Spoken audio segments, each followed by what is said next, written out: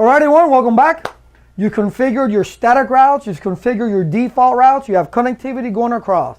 So we're doing things statically. But as a company, we're going to grow. We're going to become a large enterprise. So we need to now say, okay, we need to start thinking of which dynamic routing protocol to use. That's what we're going to start learning about now. Dynamic routing protocols. Now we're going to do an overview first of all three in this lesson. We're going to talk about RIP version 2. We're going to talk about EIGRP, and then we're going to talk about OSPF. All right, we're going to talk about the differences and which one will be better or not. We're just going to talk a little bit about all three of them, and then in the next lessons to come, we're going to get into details and configure each and every one. So let's pick the first one. This is our lab that we have. Remember, we have a default route on our stub routers, and we have static routes on our middle router, and we can get from one point to the next. But now it comes time to do those dynamic routing protocols. And I believe in the earlier lessons we talked about that when we started talking about what type of routing should I use, right? Should it be static or dynamic? Well, we've made the decision already that we're going to go to dynamic because it's just going to be too much to handle because we're going to have a lot of routers. So the first routing protocol is RIP version 2. Now there is a version for IPv6, which is RIP-NG. We'll discuss a little bit about that as well. So I'll put it in here. All right, RIP-NG. Let me put that in lowercase so it doesn't confuse. Oops, so it doesn't confuse anyone. RIP-NG, which is the IP version 6. Now it's RIP regardless. It's RIP regardless. The way you configure RIP-NG is different, but it still has the same limitations. And yes, I am going to say limitations because RIP nonetheless is a distance vector routing protocol. All right, what does that mean? That it only cares about which direction and the distance, right? Distance and direction. Hop counts. That's what it means by distance. Hop counts. We have a hop count of 15. So you have to go through, you can only go up to 15 routers. Beyond that, it's unreachable. It's unreachable. So you're limited, or you're limiting your growth using RIP version 2. Well, if you have 15 routers, I consider that quite a pretty large network anyway, right? Not maybe an enterprise network with hundreds and thousands of routers or hundreds of thousands of routers, but it's still a pretty big network. Let's say these are schools, like I always talk about schools. You have 15 campuses. They're going across maybe counties or what have you. So, and you have multiple subnets underneath. So you don't want to keep track of that. The routing protocol do it. One of the disadvantages of distance vector routing protocols, distance vector routing protocol is that they summarize automatically. Automatically. There we go. Now, what does that mean? That means that it doesn't understand, and I'll say it different ways, it doesn't understand that you have a class A address with a /24. It only sees the class full boundary. So in this example here, you see there in the serials, we have a 10.114 with a CIDR 30 and then 10.118 with a CIDR 30. Well, RIP doesn't see that. RIP sees 10.1, says 10.0.0.0.0. So if you have an entire network that's in a class A, because that's how you build it, it's the whole network, it's hierarchical, or the way you want to set it up as a class A network, and you configure a distance vector routing protocol, it's going to summarize everything to the class full boundary. Because the subnet mask is not going to go out on the updates. It just sees, hey, it's a 10.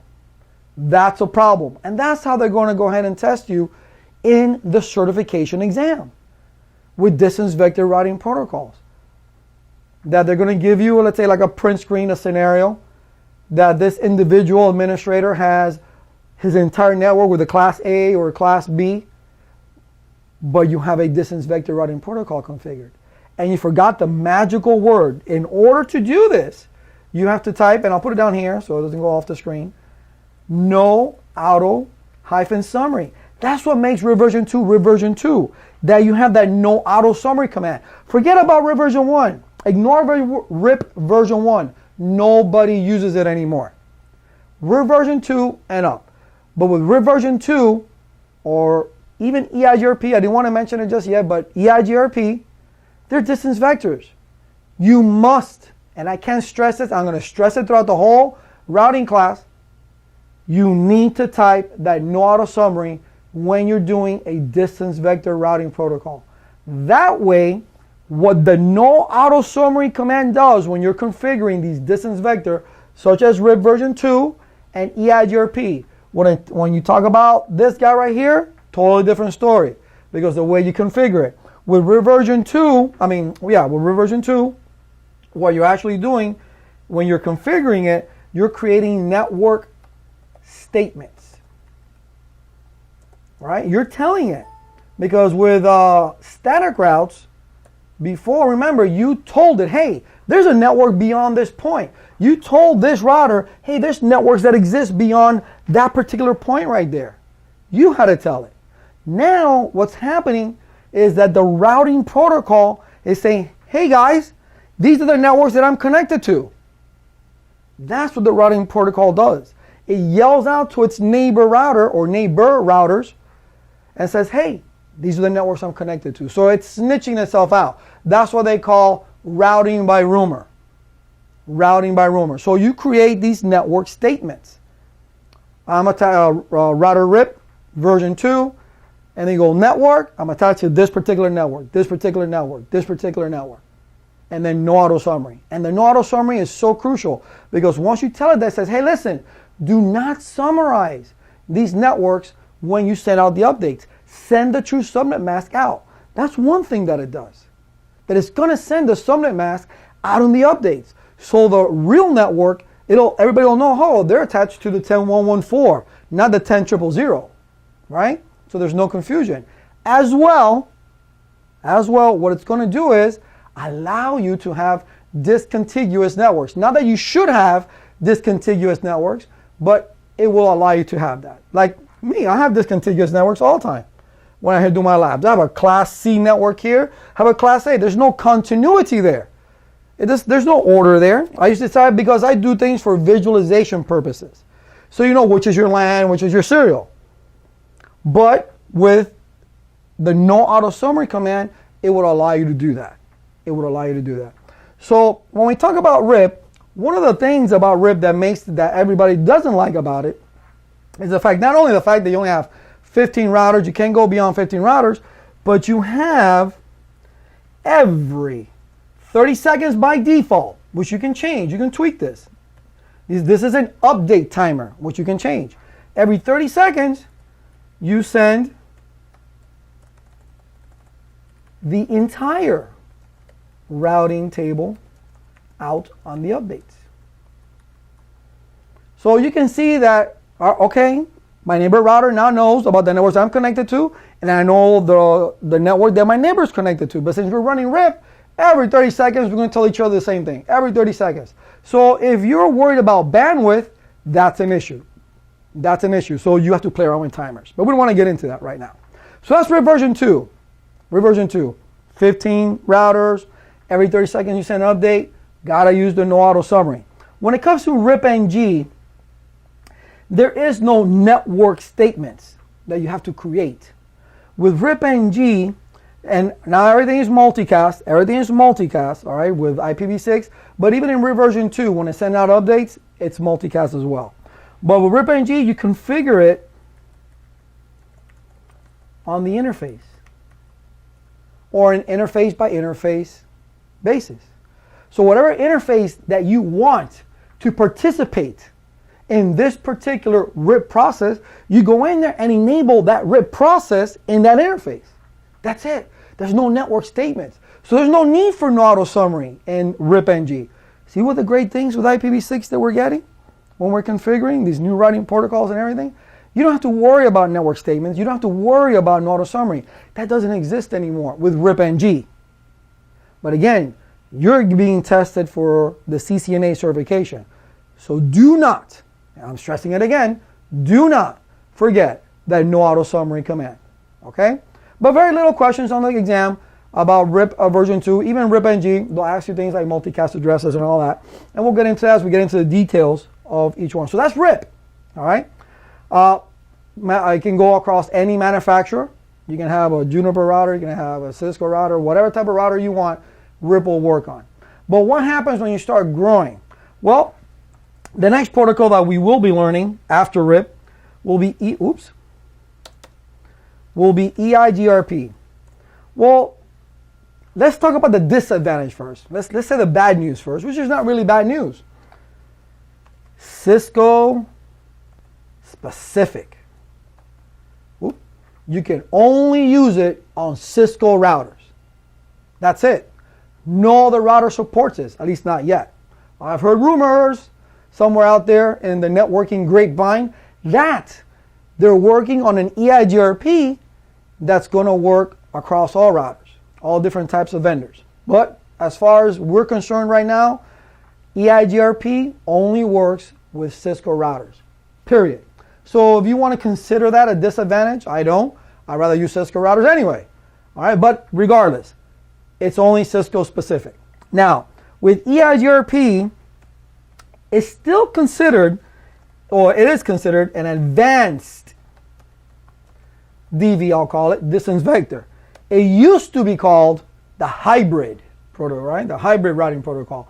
Now they like to call it an advanced distance vector routing protocol. All that is that it acts like a link state, like OSPF, and it has traits from OSPF and traits from a distance vector. What are the distance vector traits? Well, you got to type the no auto summary because it summarizes. Summarizes auto. I'll look on top. Automatically. Well, some notes are in capital, others are in lowercase, so that's all good.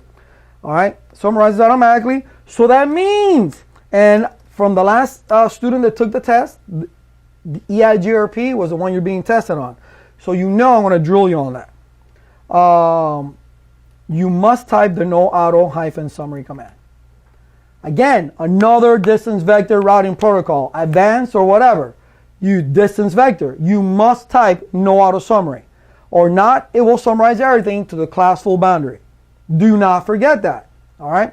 So Cisco specific is an advanced distance vector. We're summarizing automatically, so we need to type the no auto summary. All right. And the good thing about it is, let's look at the link state portion of it. That was the distance vector portion of it, not to get too deep into it. But let's look at the link state. What's the advantage of it? That it only sends the updates the first time. So it only sends updates, or I'll say all updates, first time. Meaning, when it starts to get to know its neighbors, then it sends, hey, this is who I'm connected to. After that initial, where everybody's learning about everybody and they converge finally, that's it. Only changes then. Only changes because EIGRP uses hellos to keep those adjacencies, all right, between the same autonomous systems. I'm just throwing things out there, okay, because EIGRP is based on autonomous systems. All right, when we get into EIGRP, we'll go even further. But EIGRP, that's the one. Can you see that right there? Autonomous systems. Okay, autonomous systems. Numbers, obviously. So for the CCNA, because I know some of you are out there saying, "But Lance, can we have multiple autonomous system numbers?" Of course you can have multiple autonomous system numbers. But guess what? You're taking a test, and this test says one autonomous system. Everybody must be on the same autonomous system number. If you're not going to communicate. All right, but anyway, we'll get into that later. Again, the update's only done the first time. After that, it just changes. Anything that's, changes or you added or took out a subnet, then it'll send that. Other than that, it won't do it. So that's good. That helps us out, right? Plus, it creates something called the topology table. Again, a linked state thing, right? That's what OSPF does as well, creates a topology table. Well, so does EIGRP. So that's what they call an advanced distance vector routing protocol. That's all. Now, the last one that we're going to talk about to round off the lecture is OSPF. Now, this is a whopper of a routing protocol. There's a huge routing protocol. But for us, at the CCNA level, we don't have to worry about too many things. Now, am I going to give you a lot of information? Yes, I am. But I'm going to tell you, all right, this is what you need to pay attention to at this moment for this test. So when I start telling you things about the details of OSPF, I'm going to point out or highlight, hey, this is what you need to know for now. This is what you'll need to know for later. Because OSPF is a huge routing protocol. It is for huge networks. So this is what's called a link state routing protocol. I'm not going to say that's a link state. All right, LS. All right, there is no limitation, meaning there is no hop counts. EIGRP, which I failed to mention, all right, is also based on hop counts. But OSPF is not based on hop counts. There is no limitations with OSPF because OSPF is based, like EIGRP is based on autonomous systems, but is limited to hops, meaning it's limited to 255 routers. You say, well, wow, 255 routers, Laz, that's a pretty big network as it is. Yeah, it is. 200 some plus routers. Wow. But guess what? OSPF is based on areas. OSPF can have over 4.2 billion areas. That's a pretty big network there. So OSPF can be huge, especially when you're doing multiple area OSPF. That's why you can have so many areas. But guess what? For us at the CCNA, all we need to be concerned about is single area. So when they give you those print screens and they tell you, hey, Laz, they told me that, hey, that this router is OSPF, but one was on area 1, one was on area 2, one was on area 3. They weren't talking. Yeah, they're not going to talk. Because what they want you to understand is that for CCNA is single area. Because there's criterias, and I'm not getting into details yet, there's criterias in OSPF for it to become neighbors with its routers. And the area is one of the criteria. All right, so single area. Single area is what you need to be concerned with. And you can see that there, single area. That's what we need to be concerned with OSPF. OSPF, very, I'm going to put it even there, very processor, I think like that, there's a 2S, intensive, intense, put that. Because it's a huge routing protocol. It's a huge routing protocol. It does a lot of calculations, right? Open shortest path first, calculations. So it does do a lot of calculations. Each router that's running OSPF does a lot of calculations. So it does, that's one of the, I guess, the disadvantages, if you would think of it that way, that you have to have a very good router because if not, OSPF will burn it.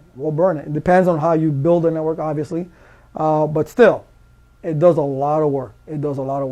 So those are the 3 routing protocols. Now, once we start getting into the details of it, we'll talk about the algorithms and exactly how you should configure it and all these different things. But for now, know that, hey, we're going to do dynamic routing. Now we need to choose on the 3 routing protocols that we have, because we do have EIGRP for version 6 and we do have OSPF version 3 for IPv6. So it all depends what you want to do. Because all the IP version 6 for EIGRP and OSPF are configured in the interface. That's great. No network statements. Makes things a lot easier on you. They configure a little bit different, yeah, but you know what? It is easier. But still, you need to make a decision, right? Cisco, EIGRP. RIP across whatever vendor, but limited to 15 hops. OSPF, huge, processor intensive. What am I going to use? So now that you know a little bit about all 3 routing protocols, let's now go and start getting into the details of RIP. I'll see you in the next lesson.